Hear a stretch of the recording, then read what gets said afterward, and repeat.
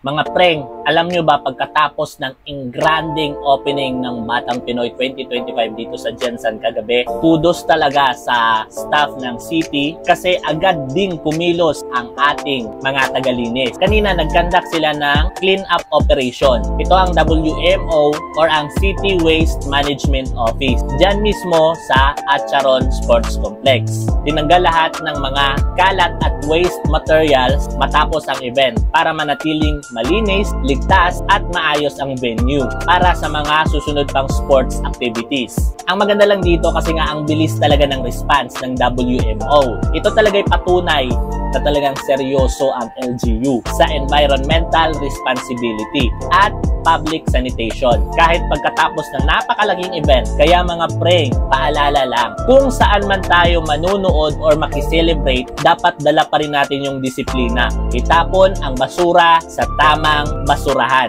at tulungan natin panatilihing malinis at maganda ang Jensen. Kasi diba, a clean city is a winning city. Kaya sulit salute pa rin sa ating WMO team for more positive updates like this. Kaya mga preng, stay tuned lang tayo para sa mga Batang Pinoy 2025 update. Follow for more.